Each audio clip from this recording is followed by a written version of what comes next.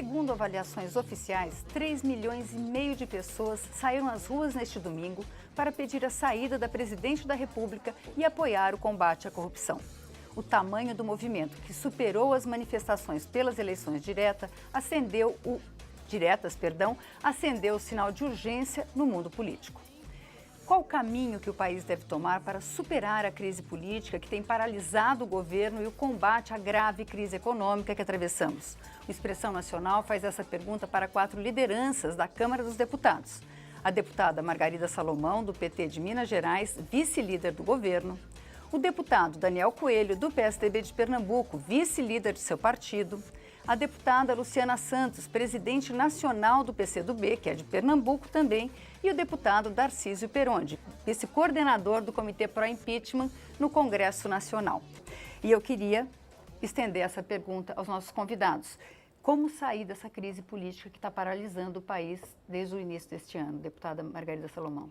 Em primeiro lugar, eu quero cumprimentar a audiência desse programa, que é um programa tão importante dentro da grade da TV Câmara, dizer que é um prazer estar aqui com lideranças tão expressivas, nossos colegas parlamentares, e dizer que, independentemente de qual é de fato a dimensão, que essa dimensão é disputada, quantas pessoas foram para a rua, uma agência, que é uma agência que tem uma reputação de independência como o Datafolha, ontem disse que na Paulista tinha 450 mil. Um portal de notícias deu 1,5 milhão. Seja como for, são números muito impressionantes, números importantes. O que eu penso é que para que nós possamos sair dessa crise, nós devemos fazê-lo dentro da quadratura do Estado de Direito, respeitando a Constituição, respeitando as conquistas democráticas que o povo brasileiro vem acumulando na sua trajetória recente. Isso, naturalmente, requer um esforço muito grande de parte do governo e um esforço muito grande também da parte do parlamento, a capacidade de dialogar de uma forma republicana, patriótica, que transcenda as emoções, as rivalidades. Afinal de contas, nós temos um governo eleito com 54 milhões de votos. Digamos que tenham ido à rua ontem 3 milhões de pessoas, o que é um número extraordinário, forte, independentemente de entendermos que essa grande quantidade de pessoas representam uma parte da sociedade brasileira como perfil de classe muito definido. Mas, independentemente de tudo isso, o fato é que a maioria obtida pela presidenta Dilma na sua eleição garante a ela o direito de completar o seu mandato, a não ser que fossem identificadas as razões que a Constituição determina, identifica como suficientes para que ela não o fizesse. Nós temos confiança na maturidade democrática da sociedade brasileira para, dialogando, encontrarmos saídas para o impasse político que certamente vem atrapalhando em muito a situação econômica do nosso país. Deputado Darcísio Perondi, o presidente da Câmara, deputado Eduardo Cunha, já anunciou que pretende instalar essa semana a comissão do impeachment, assim que o STF decidir sobre a questão de como deve ser o rito. Qual a expectativa? Como é que o senhor acha? É mesmo? O senhor é do Comitê Pró-Impeachment, o senhor acha que é essa mesma saída? Sim. Quarta-feira o Supremo decide sobre os embargos. Se for quarta-feira, quinta-feira, já abre a comissão processante, faltam alguns deputados serem indicados, nós vamos escolher, teremos quinta ou sexta-feira já a comissão processante do impeachment, teremos 10 sessões para a senhora presidente defender-se, mais 5 para a comissão decidir.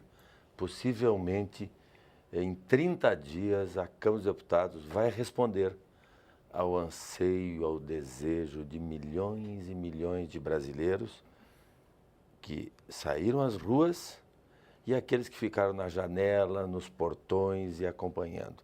É um desejo só. Uma multidão deseja a mudança no país. O processo do impeachment está na lei 1079 de 1950, na Constituição, é um instrumento constitucional, jurídico, tá? Tanto é que o Supremo, que é o guardião maior da justiça, aceitou, analisou, modificou, eu acho que fez uma intervenção brutal no parlamento, mas aceitou. Então, e o próprio PT deixou de falar de golpe, né, porque é normal, e por que chega ao processo de impeachment? Existem muitas razões, tá? Muitas razões. A senhora presidente foi um desastre, adianta a gente pode conversar, ela cometeu graves crimes de responsabilidade pública, grave crime de responsabilidade fiscal. Homero, a professora universitária me corrija, acho que era um grego, né?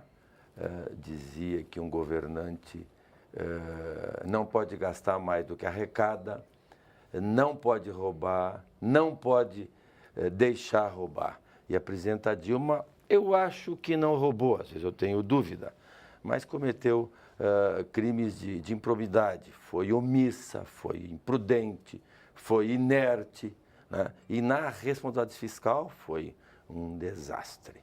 Então se impõe legalmente o impeachment e o impeachment se transforma também num impeachment político. Deputada Luciana, como é que a senhora acha que a gente pode sair dessa crise política? Eu acho que nós vivemos, de fato, pior do que a crise econômica, que não é só uma crise brasileira, não é do mundo todo. É óbvio que tem as especificidades e as peculiaridades brasileiras, até porque o Brasil não vive uma crise estrutural, conjuntural, melhor dizendo. O Brasil vive uma crise estrutural, porque o Brasil depende muito das chamadas commodities, que é a base primária da economia, de alimentos, de minério, de petróleo, e houve, em menos de um ano, uma queda abrupta. Não é? Basta dizer que o petróleo, em 2014, em maio, era 120 o barril, e agora está a R$30, e não faz muito tempo, né? Porque exatamente ainda em 2015 houve essa queda. O que eu acho é que num momento como esse, de crise política acirrada, em que setores da oposição, inclusive apostaram o tempo todo no quanto pior melhor, não é? Impôs o terceiro turno das eleições, porque perderam a eleição em 2002, perderam a eleição em 2006, perderam a eleição em 2010, perderam a eleição em 2014 e não se conformaram, porque se sentiram sentados na cadeira da presidência da República e impuseram o terceiro turno. Mas isso não pode acontecer no Brasil, porque isso inviabiliza o Brasil, paralisa o Brasil.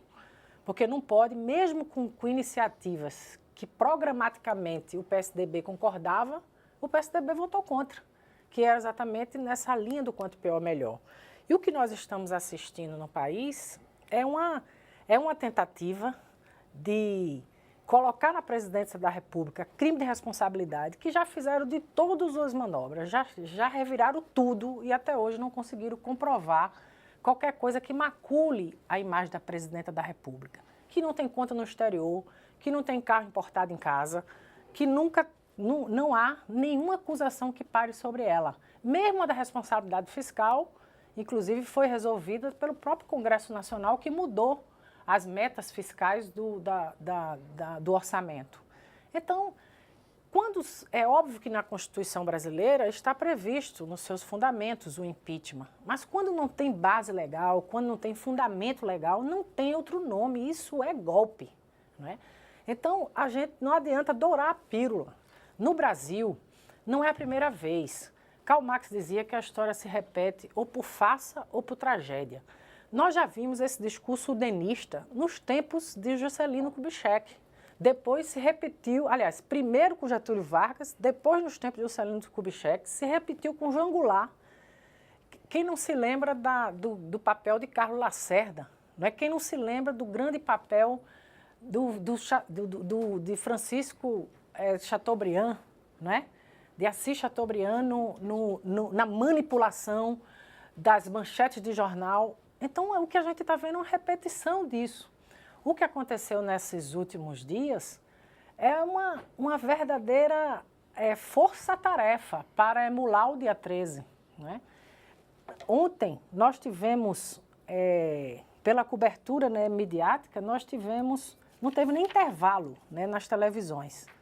Foram horas, desde cedo até 12 horas diretas, sem comercial, sem intervalo, né, quase que convocando as pessoas para a rua. É claro que isso não explica o fenômeno da multidão. Quero reconhecer que existe, de fato, uma insatisfação, uma indignação muito grande, seja por conta da corrupção. Segundo as pesquisas que se fez ontem nas passeatas, 41% é por conta da corrupção. 20% é por conta da crise econômica. Daí se explica, mas você pode ver que há um detalhe. Dessas, 65% diz que a oposição não tira o país da crise. A gente vai voltar aí. Deputado Daniel. É um prazer a gente poder estar participando do programa, ainda mais num momento histórico para o Brasil. Ontem nós vimos a maior manifestação política espontânea da história desse país. Eu andei nas ruas do Recife por mais de 3 horas. Tentei andar, na verdade, porque os aplausos, os abraços, as palavras de incentivo, Peronde. Daniel, vai em frente, você nos representa. A gente sente que tem hoje no Congresso Nacional uma bancada de deputados que está ouvindo a voz das ruas. Nós não podemos ignorar os fatos. Quer dizer, atacar a mídia culpada pela corrupção e pelo desastre do governo. Quando a mídia foi importante, por exemplo, no processo das diretas já, é evidente, talvez a direta já tenha sido a segunda maior manifestação da história da política brasileira, a mídia também ajudou, também de forma ininterrupta. A mídia foi às ruas e mostrou. Contra a mídia. Quando a gente teve o impeachment de Collor, havia uma novela na Rede Globo, que é a maior televisão do país, estimulando as pessoas a irem às ruas. O impeachment de Collor foi coberto intensamente pela mídia. É evidente que o jornalismo ele tem que estar conectado aos fatos e à realidade. O jornalismo ele não pode encobrir os fatos, não. Muito pelo contrário. É papel da imprensa livre dizer o que está acontecendo. Agora, se os fatos depõem contra um grupo político, nesse momento o grupo político começa a atacar a imprensa, porque os fatos depõem contra eles, mas não podemos mais mudar a realidade. O meu sentimento ontem é que a população brasileira acordou. Essa coisa da luta de classes, de querer dividir o Brasil, de querer dizer que é uma crise internacional. Nós estamos vivendo a pior crise econômica da história do Brasil desde 1900. Nós tivemos uma grande crise econômica em 1981, quando o PIB brasileiro teve uma retração de mais de 4%. Caiu a ditadura militar. Nós tivemos uma segunda grande crise econômica na história do Brasil, em 1990, quando houve o impeachment de Collor. Infelizmente, a gente está indo pelo segundo ano consecutivo para uma retração do PIB de mais de 3%. É a maior retração do PIB da história desse país. Então, a gente não pode querer botar sol em peneira. A população ela sente isso, o desemprego aumentou, a violência estourou nas grandes cidades. Nós temos o pior momento na saúde pública da história desse país. Quem usa o SUS sabe o que eu estou falando. Não é quem fica aí de intelectual em barzinho, tomando uísque importado e discutindo teoria. Quem está lá na ponta precisando de saúde pública no Brasil sabe que a gente está vivendo o caos.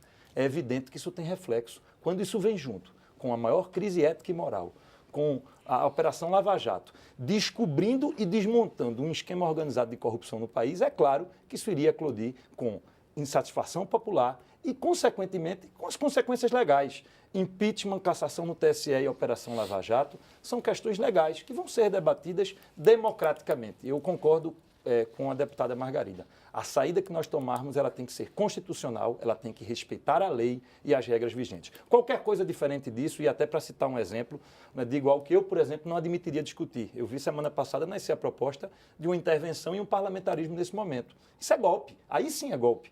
Porque a presidenta ela foi eleita para o presidencialismo. Nós fomos eleitos para esse Congresso, um Congresso presidencialista. O impeachment não, ele está previsto na Constituição. O TSE tem o direito de cassar o meu mandato, o mandato de Luciana, o mandato de Dilma, porque nós não estamos acima da lei. Nós estamos submetidos a ela. Então é muito importante, eu reforço nesse ponto a opinião da deputada Margarida, de que a saída seja constitucional e legal. Agora, deputado, é uma questão que eu gostaria de estender a todos os senhores. Apesar das manifestações terem sido particularmente dirigidas contra o governo federal, a presença e a participação de políticos de outros partidos foi rechaçada em diversos lugares do Brasil. Tanto políticos do PSDB quanto políticos do PMDB, do Solidariedade. A população não aceitou que essas pessoas participassem e alguns tiveram que ir embora. Será que, de certa forma, não está tendo uma rejeição à classe política ou à forma que se faz política no Brasil? Será que também essa insatisfação não é mais geral na população? Eu acho que esse ponto que você está levantando é um ponto importantíssimo. Eu acho que quando se diz, essas são as vozes da rua, mas a rua não é homogênea. A rua tem vozes diferentes. As vozes que se afirmaram ontem, com muita clareza, elas têm um perfil social que não é popular. As pessoas do povo não estavam na manifestação, podem até ter ficado na janela.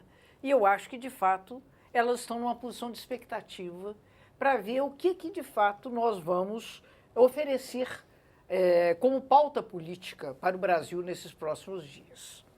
Um ponto que me chamou imensamente a atenção, o fato de o senador Aécio Neves ter sido rechaçado, que foi, afinal de contas, um dos convocadores desse ato. O fato do governador Geraldo Alckmin, a senadora Marta Suplicy, outros deputados que também foram vaiados quando tentaram dirigir-se ao povo, me mostra que essa foi uma manifestação contra a política. E eu acho isso uma coisa muito grave. Acho isso uma coisa muito grave porque a construção da democracia no Brasil, ela é muito recente e muito preciosa. Então nós não podemos jogar fora a criança com a água do banho. Eu acho que a luta contra a corrupção, que é de fato como a população percebe, um esforço que não pode ser dirigido especificamente a um partido ou a determinadas lideranças, porque essa é de fato, infelizmente, um fenômeno muito mais disseminado na estrutura do Estado brasileiro, mas eu acho que essa animosidade contra a política, esse abraçar de figuras do aparelho do Estado, que, afinal de contas, fazem um discurso político, embora dissimulado sob a investidura que desempenham, eu acho que isso é muito grave, isso nos traz um assunto importante à reflexão. Quer dizer, o que de fato nós estamos produzindo com a introdução de uma pauta que ameaça as nossas conquistas democráticas. E é por isso que eu reforço o propósito de que nós encaminhemos a solução que seja, que eu espero que seja uma solução de completamento e de diálogo, mas dentro da situação do Estado de Direito. Eu Deputado discordo Darcy Speronde. da minha querida deputada, reitora, sempre reitora para mim. Viva o povo independente que vá à rua e possa protestar e dizer: a manifestação de ontem, de forma nenhuma, é uma ameaça à democracia. Mesmo que, em alguns momentos, não aceitou parlamentares para falar.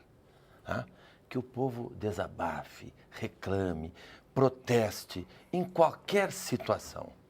Essa é a democracia e eu não sei se sou o mais velho aqui. Eu tinha 16 anos quando vivi o golpe militar. Aí sim era golpe militar, dos militares em 64. Não agora. Não agora. E agora é pela Constituição, se houver o impeachment. Ontem eu fui, sim, à Paulista, onde lá estavam no mínimo 1,5 milhão de pessoas. Um negócio impressionante. E nós fomos no palanque do Movimento Brasil Livre. Quem nos convidou foi o Movimento Brasil Livre, porque ele faz parte do nosso comitê pro impeachment, e umas 3 semanas atrás eles trouxeram na pauta do comitê que nós fôssemos lá um grupo de lideranças. E nós fomos. 18 parlamentares falaram. 18, acho que foi o terceiro.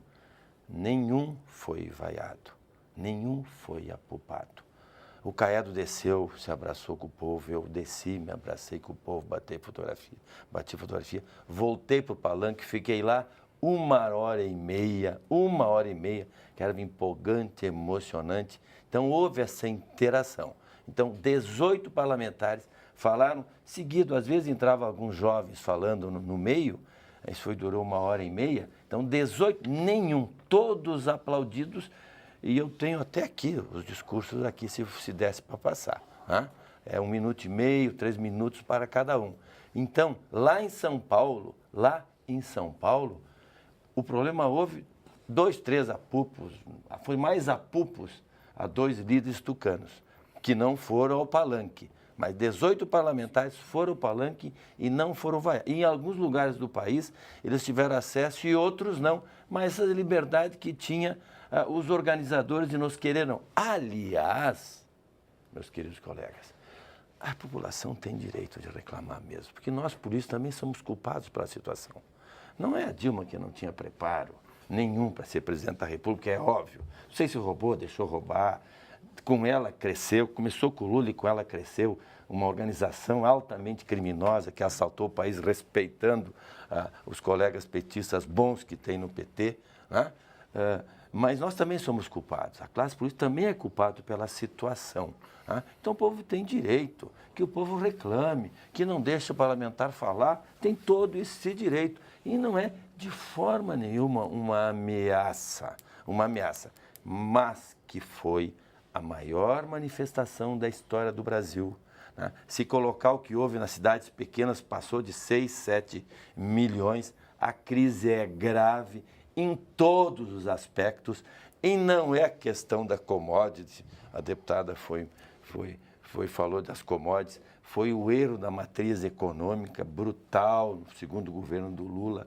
No governo da Dilma piorou, reforçando o que o deputado Daniel colocou muito bem.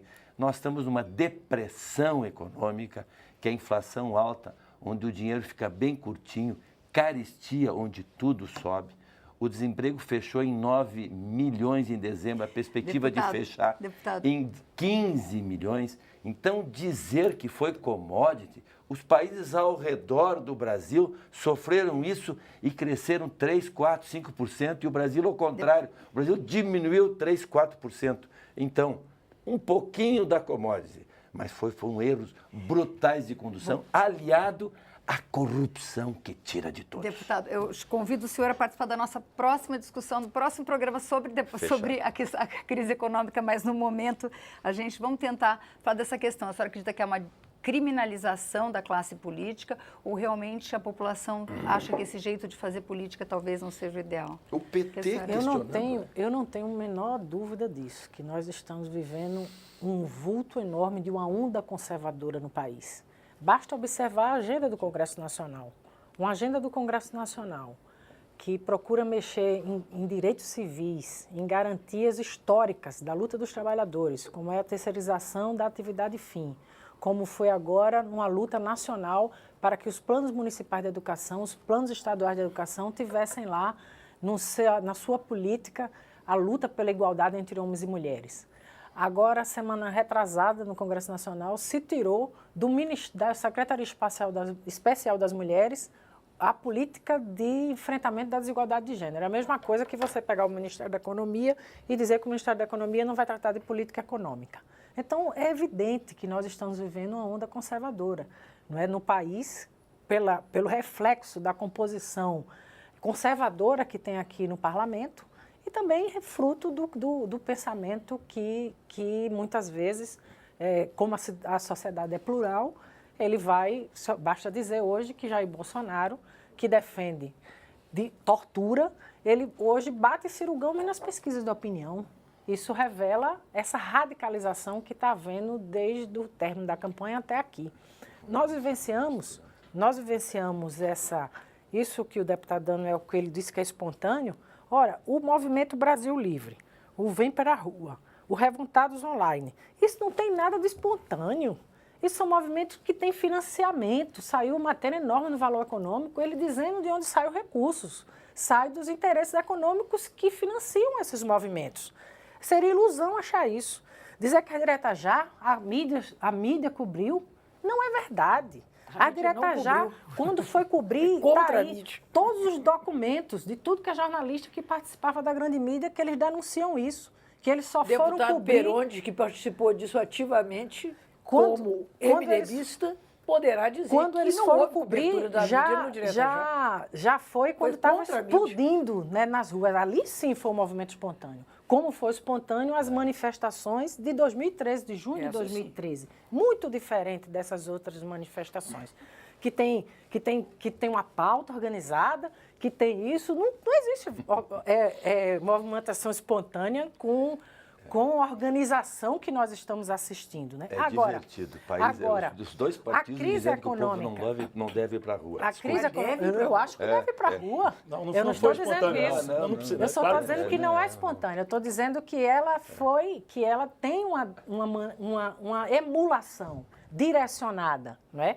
Para poder acontecer. Agora, dizer que todo mundo que está ali tem partido, não. É tanto que 65% diz que a saída para a crise não é a oposição no Brasil. Porque as pessoas estão insatisfeitas com a denúncia de corrupção no Brasil e com a crise econômica, que, por sinal, não é a pior da história. Muito pelo contrário. É muito recente. Não é uma coisa é uma coisa de 12 anos atrás. 3 vezes no governo Fernando Henrique se recorreu ao Fundo Monetário Internacional. Quanto foi a retração do PIB nesse período? Nós tivemos 370 bi. Quanto foi a retração do PIB nesse período? Sabe qual era a reserva da... E vamos colocar num conjunto do ciclo político de Lula, ainda é melhor o crescimento do PIB do que no tempo de Fernando Henrique. Se você colocar de 2002, do tempo de Lula, até agora no governo Dilma, ainda, apesar da recessão, apesar da crise econômica no mundo, que é verdadeira, não adianta tapar o sol com a peneira. Está aqui. Os Estados Unidos têm um crescimento de 2,1. É difícil. Olha, sabe qual era a reservas cambiais na época do Fernando Henrique? 37 bi, 10 vezes menos. Os fundamentos econômicos, eles não mudaram o fundamento. Não mudaram na sua essência. A reserva cambial foi feita em cima da dívida interna. A inflação do Fernando Henrique, a inflação do Fernando Henrique, vamos ser sinceros, olhem os dados, deputados. Não vamos inventar os dados. Que tem lá, que é uma coisa boa, por cima da dívida interna, foi os 370 bilhões que tem reserva cambial hoje no país. Agora, e qual era a dívida interna no governo do Fernando Henrique? Qual era a dívida interna no governo do Fernando Henrique? Eu estou falando Deputados, vamos deixar a discussão da crise governo de econômica. Fernando Henrique. Qual era a inflação? Qual era o desemprego no governo Fernando Henrique? O deputado Daniel Coelho, o deputado Daniel Coelho está esperando para falar. O desemprego na época do Fernando Henrique. Democraticamente participar do debate. O desemprego. O PCdoB disciplinado mesmo. É o partido mais disciplinado. O PT não faz essa defesa. O PT não faz essa defesa. Deputados, por favor. Eu fiquei calada. Vocês estão me interrompendo. Eu fiquei calada o tempo todo. Quando eu estou falando, vocês me interrompem. Você está ótimo. A inflação era na casa de 2 dígitos. Estamos com a inflação de 7. No governo Fernando é 12. Vamos recuperar a memória. E não vamos enganar. O povo interessa está acontecendo agora nos últimos 2 anos. Tarcísio, o senhor falou... A gente precisa saber o que o deputado Daniel Coelho, que começou com toda essa história. Acho que é bom também a gente poder ouvir um pouquinho, porque uma coisa é a experiência de quem ficou em casa lá, ansioso, vendo aquelas imagens e o povo na rua e a felicidade do povo brasileiro. E quem estava na rua. Dizer que foi movimento elitista, pelo amor de Deus. O seu José deve estar me vendo, ele vende queijo na Avenida Rio Branco, no centro do Recife. Estava lá sem camisa, Peroni, com a bandeira amarrada no peito, o filho aqui no braço, e me abraçou quando cheguei na avenida e disse, Daniel, a gente está contando com você. Não está a camiseta da CUT, não?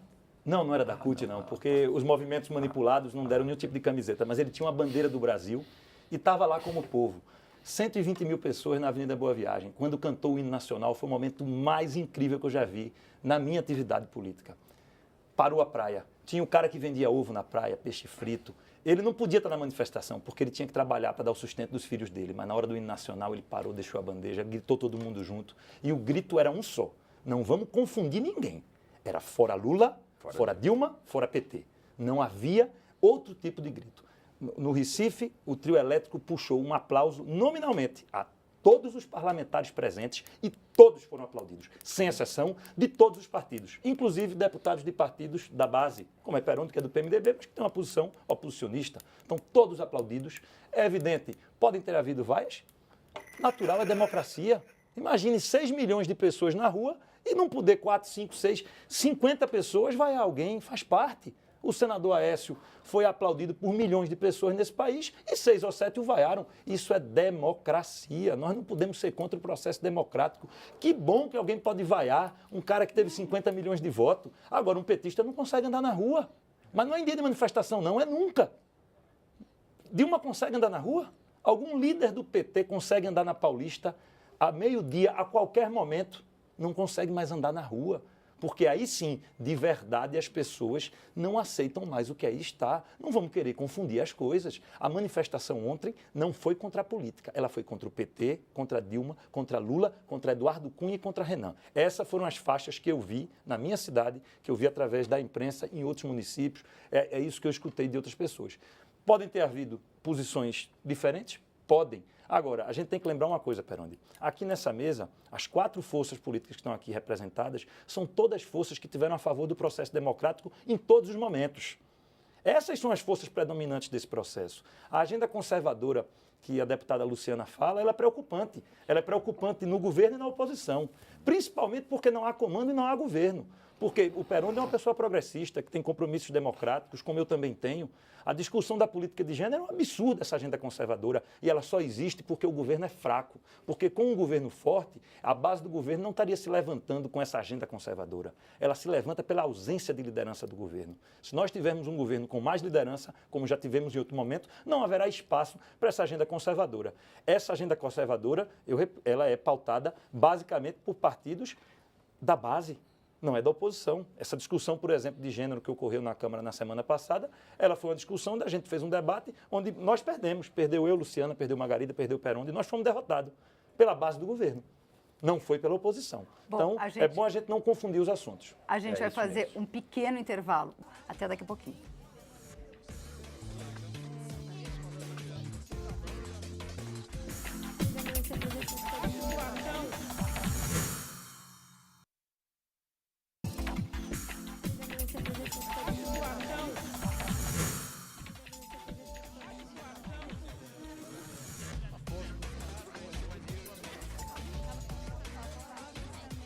O Expressão Nacional está de volta. Hoje nós discutimos saídas para a crise política com a deputada Margarida Salomão, do PT de Minas Gerais, vice-líder do governo, o deputado Daniel Coelho, de Pernambuco, vice-líder do PSDB, a deputada Luciana Santos, também de Pernambuco, presidente nacional do PCdoB, e o deputado Darcísio Peronde, do PMDB do Rio Grande do Sul. A Marcela Balbino já mandou. Ela é repórter lá de Pernambuco e ela disse que está acompanhando essa questão. A gente está aqui... Eu deixei até para o segundo bloco, porque a gente queria saber se saía oficialmente essa informação. Uma das respostas possíveis que o PT parece que está pensando para resolver essa questão da crise é colocar o presidente Lula na articulação política. O presidente Lula é tradicionalmente um grande articulador político. Durante o seu governo, ele sempre revelou um grande talento. E eu gostaria de saber a opinião dos senhores, se é possível, né? Se o presidente Lula, assumindo a frente do governo, talvez trazendo para trabalhar pessoas que já tiveram um bom desempenho no Banco Central, no Ministério da Fazenda, poderia ajudar na questão da crise econômica. Deputada Margarida, como a senhora vê essa possibilidade? É uma notícia que nós estamos hoje ouvindo, ainda não está confirmada, pelo menos até agora eu não a tenho confirmada. Eu, particularmente, acho que seria uma grande contribuição para o país. O presidente Lula saiu com 90% de aprovação popular.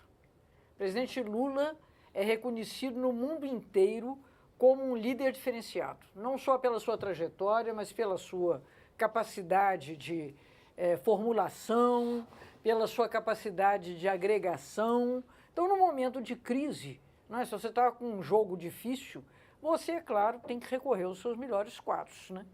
Aí a ideia de que os melhores quadros podem, de fato, contribuir com o governo da presidenta Dilma.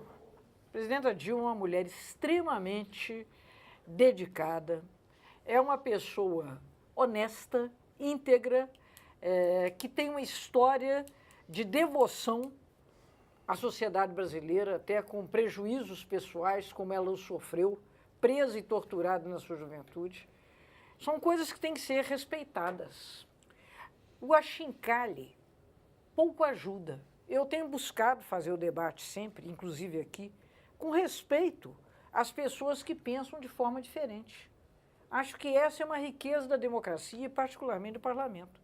Mas isso não significa que nós não fiquemos indignados com a maneira, muitas vezes, desrespeitosa com que a presidenta Dilma vem a ser tratada.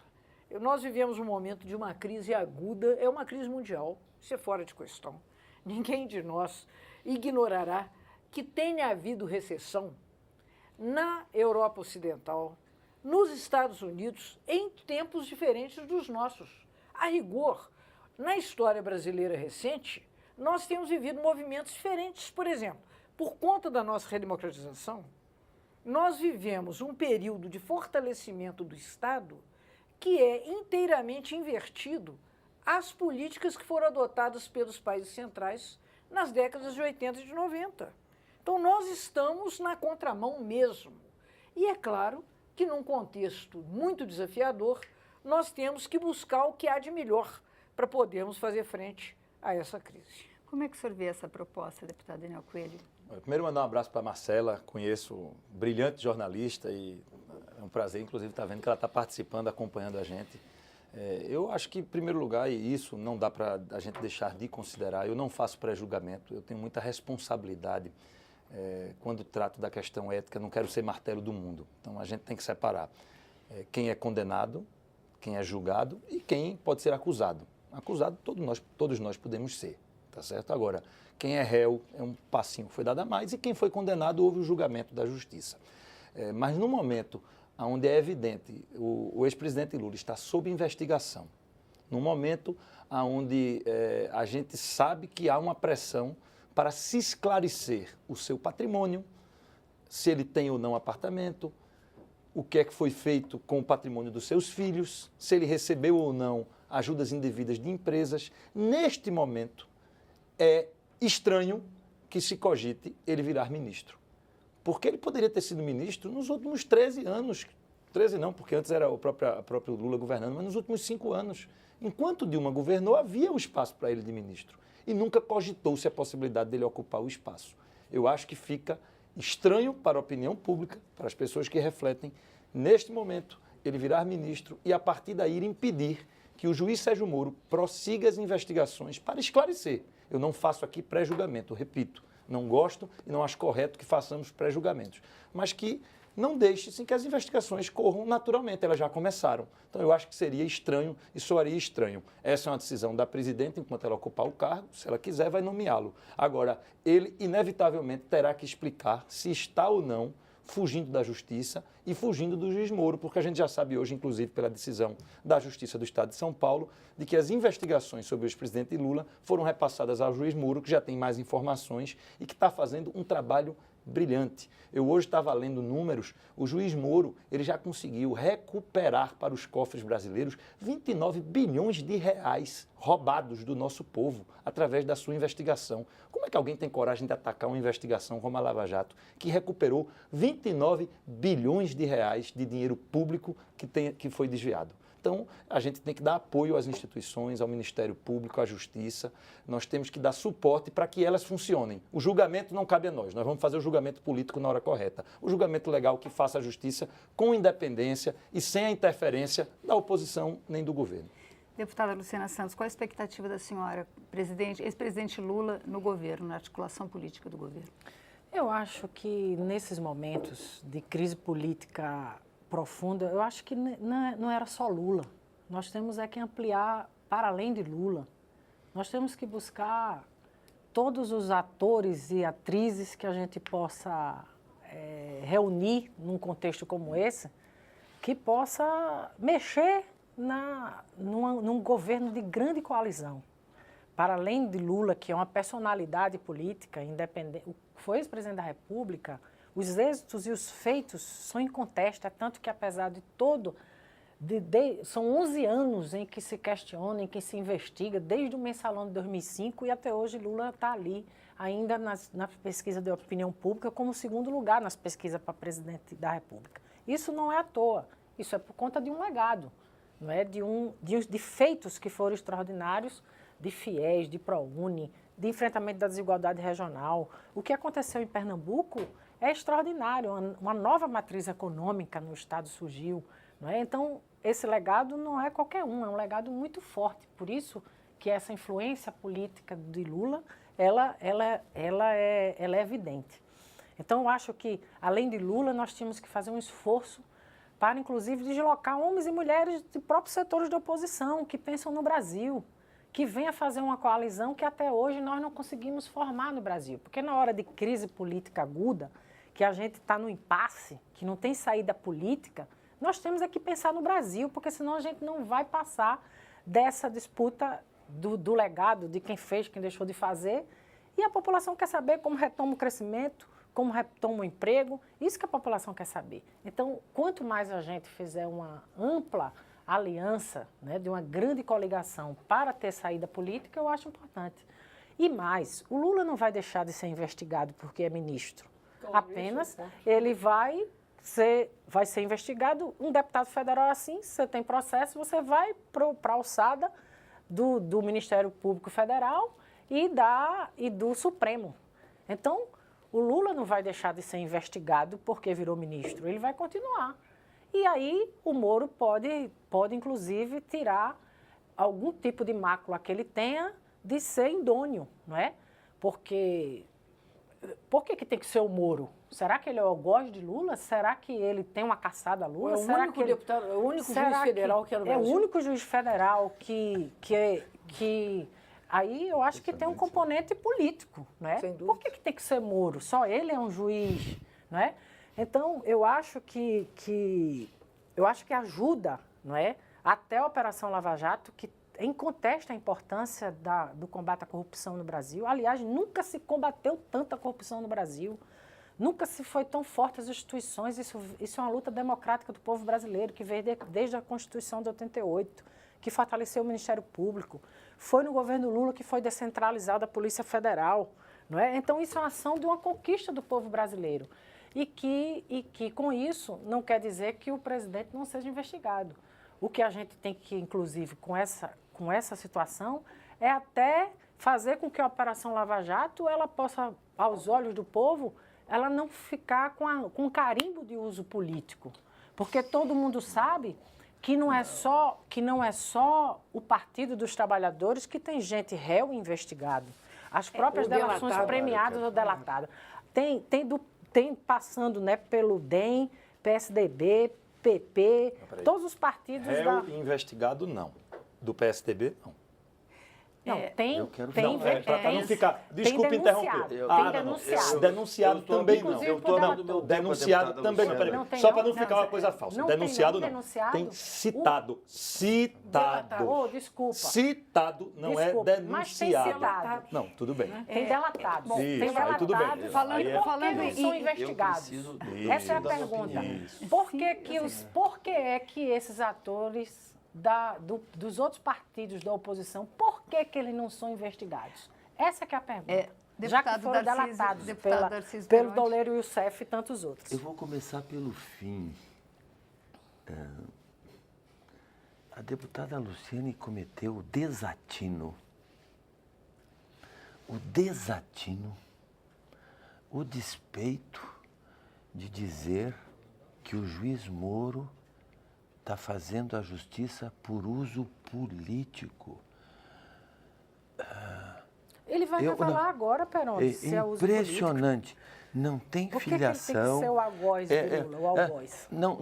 Não é o algoz do Lula. Ele tem muita gente, tem gente de todos os partidos, inclusive do meu, tem empresários multimilionários. Ele não está considerando os ricos acima da lei. É ele o Ministério Público de Curitiba, porque lá começa todos os processos. Que bom que o país possa ter a Justiça Federal. Deputado, mas o que o senhor acha do presidente Lula mas na eu precisei articulação começar. política do governo? Eu comecei a começar porque achei um desatino, uma imprudência. Isso Mas é desespero. Deputada Luciana, eu tenho direito de resposta. Ele está dizendo que eu sou um desespero dizer isso. Dizer, agora vamos lá. É a pergunta que não quer calar, Perondi. Por que os outros denunciados não são investigados? Todos são investigados. Todos têm mais são investigados. de 120, centenas, doutora, para ser não culpado diz tem que ter isso, cometido crime. deputada. Vamos tentar. Deixa eu concluir. Vamos Quem vai julgar é a justiça. Quem vai julgar é a justiça. Então por que só ele aparece? Deputada Luciana, deixa o deputado Perondi, deputado Daniel, vamos deixar o deputado Perondi. É impressionante. Por que a revelação de Aécio, que foi agora do Delcídio Amaral, não aparece? Ela é assim. Lula não tem no governo Dilma Rousseff. O Lula é um caso que saiu da política para a polícia. Infelizmente, ele pode ser preso É óbvio que essa medida é, em primeiro lugar, para evitá-lo de uma prisão, que pode ser, tomara que não, que ele defenda-se livremente, mas ele pode ser preso. Isso é óbvio, tá? Todo mundo já sabe, tá? A Dilma está trazendo toda a crise do mensalão, do petrolão, que ela fez parte também, para dentro do Palácio, trazendo o Lula. É um erro brutal da presidente Dilma, que está isolada, desesperada. O Lula tem uma figura, ela está trazendo toda a crise moral, ética do PT, que começou com o Lula, está trazendo para dentro do Palácio. Então, ela está cometendo um erro extraordinário sob o ponto de vista político. Agora, sob o ponto de vista econômico, o Lula foi bem no primeiro mandato. No primeiro mandato ele foi bem. No segundo mandato, com o fim do mandato já com o mensalão, que ali também se criava já o Petrolão, o maior assalto a uma empresa pública do mundo foi da Petrobras. Aí no segundo mandato ele se perdeu completamente. Completamente se criou o mensalão e o petrolão. Mas ela trazendo o Lula para dentro, ela se enterra mais, com certeza.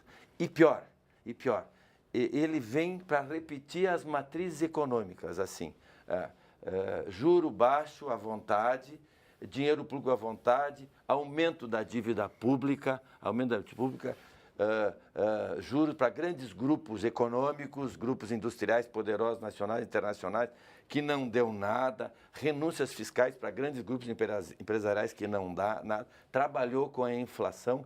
Então, é uma matriz econômica que no seu segundo mandato deu errado, que a Dilma persistiu e deu errado de novo e faz com que nós tenhamos um déficit nominal, um déficit primário. Primário assim, do que arrecada e o que gasta, que foi o grande problema do fim do governo Lula e do governo da Dilma, é gastar mais do que arrecada, então falta, e o déficit nominal, quando tem que pagar o serviço da dívida, que chega a 12% de tudo que nós produzimos, o governo federal deve. Então, ele voltando, ele vem com essa matriz que o PT quer.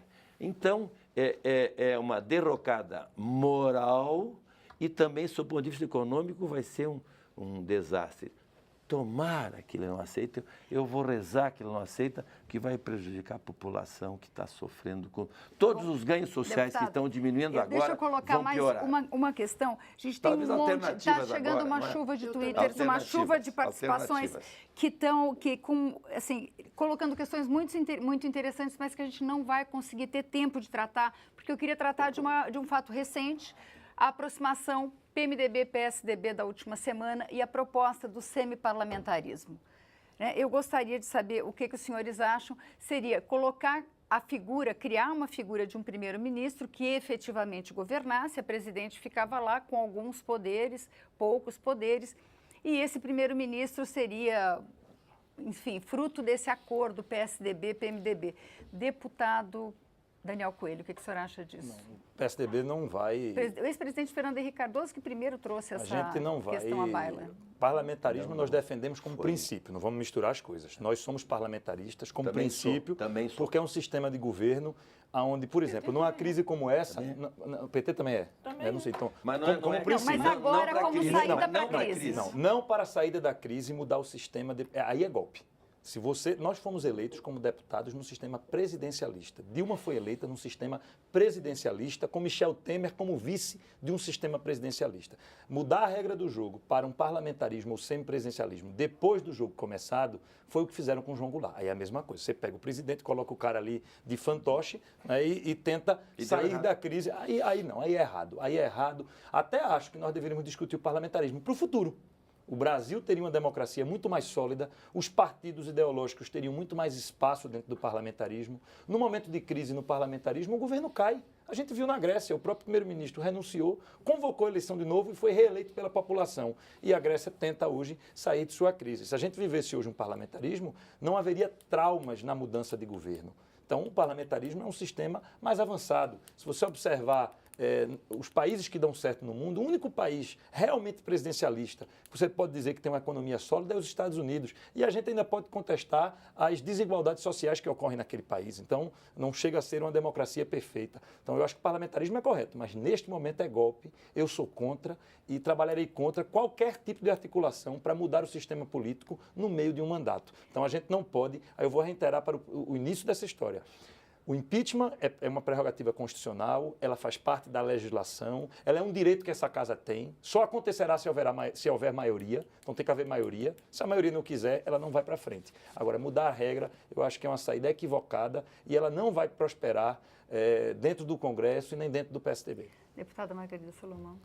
Nesse ponto estamos inteiramente de acordo. Também acho que isso é um golpe.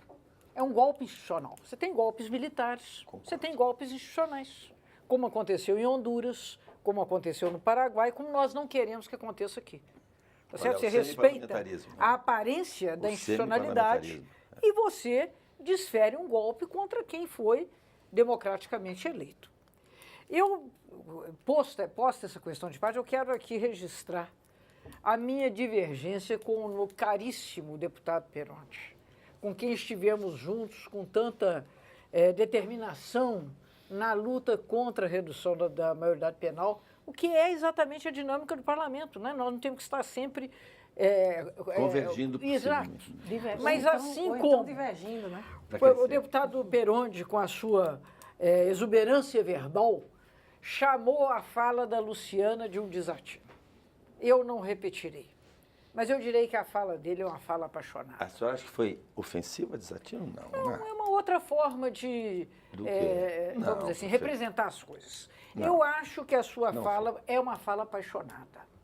E dessa paixão, essa paixão eu respeito, mas eu divirjo profundamente. Eu divirjo, por exemplo, com relação à avaliação sobre o juiz Moro. O juiz Moro é um juiz de primeira instância que está avocando para si a decisão e avaliação de fatos os mais dispersos que ele alega que estejam entretecidos nessa teia da Lava Jato. Isso tem merecido questionamento de parte de pessoas mais qualificadas do que eu para esse debate, que são juristas. Juristas que dizem que tem que haver uma delimitação sobre a intervenção dos operadores do direito. O mesmo se diga com relação à decretação preventiva do presidente Lula, uma peça ridícula, uma peça completamente ridícula. O mote dessa peça é que o presidente Lula é uma pessoa com uma grande capacidade de mobilização popular. Ora, então isso coloca todos nós... Não foi do Moro esta. Sim, do Ministério Público. Infelizmente, é que a gente está com o tempo terminando, eu preciso dar a palavra para o deputado Peronde. Eu queria registrar essa minha divergência, como também do ponto de vista político-econômico. Eu acho que, em momentos de tanta complexidade como essa, de retração, é inteiramente defensável você adotar políticas anticíclicas. Políticas cíclicas, eu estou falando com o médico, muitas vezes matam o doente. Se o coloca num regime muito duro, já enfraquecido, ele pode vir a morrer. Então eu quero defender o seu direito à paixão, mas o meu direito a divergir dessa posição. Porque 2 minutos e a deputada Luciana Santos 2 minutos. Para cada um. Sim. Foi muito legal esse debate. Vamos tentar convergir. Não, o que mata o doente é o petrolão, o mensalão, a corrupção, a irresponsabilidade fiscal, gastar mais do que arrecada, não querer fazer as reformas necessárias, as filas enormes, os benefícios a grandes grupos econômicos e industriais, a Bolsa Odebrecht, a Bolsa UTC e por aí afora. Isto sim que mata. Além de não ter dinheiro para a saúde e o índice de alfabetismo que diminui. Isto que mata. Vamos lá, precisamos convergir. Qual é a saída? A primeira saída, nós temos o impeachment é legal, tem uma presidente sem base política, escândalos enormes, mobilização popular e fundamento jurídico para o impeachment. E ontem 5 milhões na rua. Então, é um impeachment já. Eu espero que as ruas, que todos os brasileiros pressionem seus deputados nas suas cidades, nas suas regiões, que é fundamental. E nós temos um líder. Nós temos um líder que é o Michel Temer, que em nenhum momento fala de impeachment e está preparado.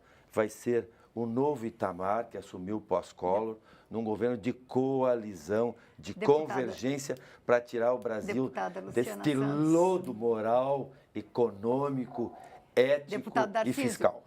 Deputada Luciana Santos. Petrolão e mensalão não é um fenômeno novo no Brasil. Aliás, quem diz isso é o próprio Fernando Henrique Cardoso, no Diário da Presidência, em que ele diz que ele recebeu as denúncias dentro do escândalo da Petrobras no tempo em que ele é presidente da República. Ou não se tem o mensalão do DEM, não é? Ou não se teve os 100 bilhões da privadoria tucana, ou não se teve o Banestado, que é 42 bilhões, ou o trem-salão, o merendão, não é? Se nós formos aqui, e por isso que eu digo que é preciso não se ter uso político. Eu sou a favor tolerância zero para corruptos e corruptores.